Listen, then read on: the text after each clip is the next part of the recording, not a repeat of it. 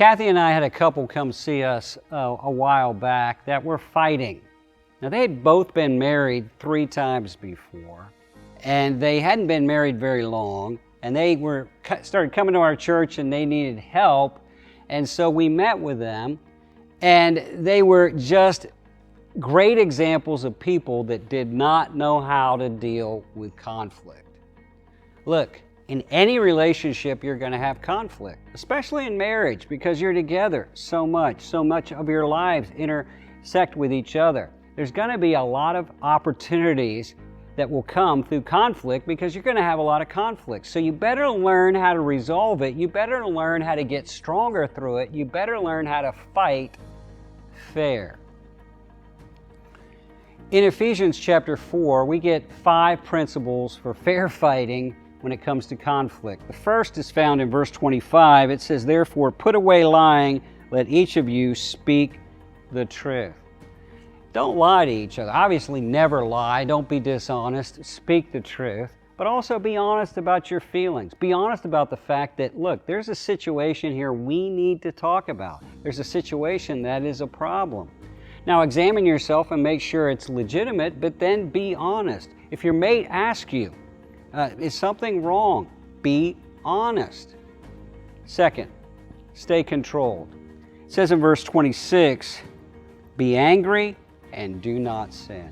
When you get angry, when you start yelling, when you lose your temper, you're just adding to the problem and making it bigger. You're taking the focus off fixing it and putting the focus on your anger. Stay controlled and stay positive. Watch the words that come out of your mouth. A man named John Gutman, who did a lot of research when it comes to marriage, especially in terms of communication, found that couples that communicate more positively to one another will have stronger marriages. For example, the positive to negative ratio, if there was less than 1% positive for every 1 negative, those couples tended to end in divorce. But if this couple had 5 positives for every 1 negative, those couples ended up with strong marriage. Learn to stay controlled, learn to stay positive. Number 3, seek resolution. This is where that couple we were talking with just didn't have a clue how to do it. They'd get mad at each other and they'd start attacking each other. Well, first of all, you got to acknowledge a problem. And the way you do it is say, look, come over here next to me, and this is the problem. This is the situation, and you put the situation out here, you together. And then attack the problem and not the person. This is what people do wrong. They get the problem between them. And so instead of fixing the problem, they attack the person, and so the person gets defensive, the person attacks back, and they're just adding to the problem. That's not the way to do it. Say, hey, I love you, we're committed to each other, we've got something we need to talk about.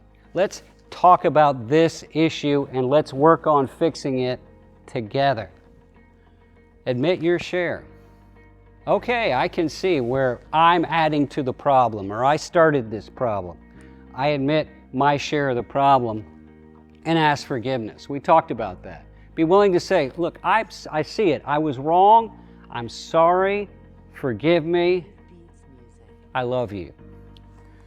Seek resolution. Number 4, build bridges and not walls. Paul says, "Let no corrupt word proceed out of your mouth, but only what is good for necessary edification, that it may impart grace to the hearers." Watch your words. You can add to the problem or you can diminish the problem.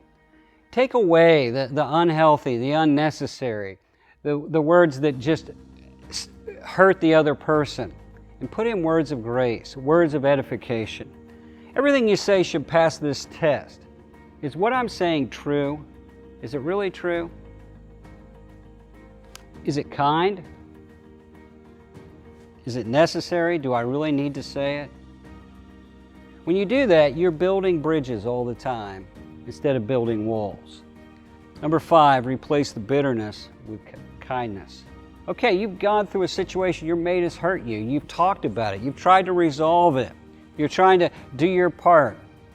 Well, at the end of this passage it says, let all bitterness and wrath and anger and clamor and evil speaking be put away from you with all malice, and be kind to one another, tender-hearted, forgiving one another, even as God in Christ has forgiven you. Replace the bitterness